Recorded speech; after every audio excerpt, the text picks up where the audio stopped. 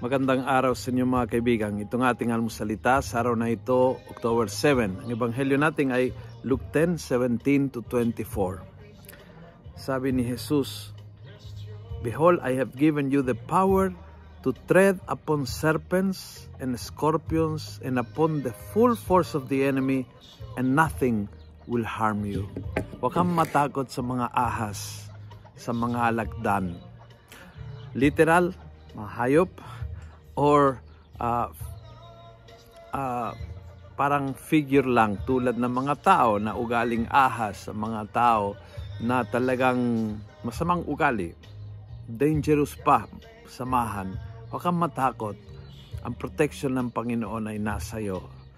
Pag ang protection ng Panginoon ay nasa iyo, pwede kang dumaan sa mahirap, toxic, masama, poisonous na sitwasyon at hindi ito makaka-apekto sa iyo.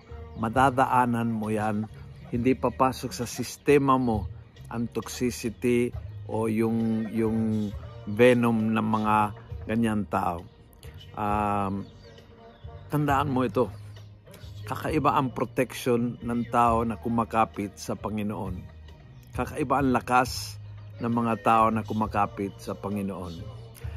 Kakaiba ang antidote ng mga tao na kumakapit sa Panginoon. Hindi maiiwasan ang mga ahas sa iyong kapaligiran.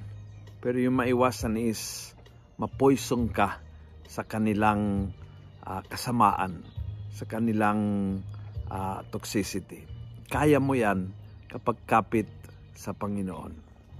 Kung nagustuhan mo ang video ito, pass it on. Punuin natin ang good news ang social media at gawin natin viral araw-araw ang salita ng Diyos. And God bless.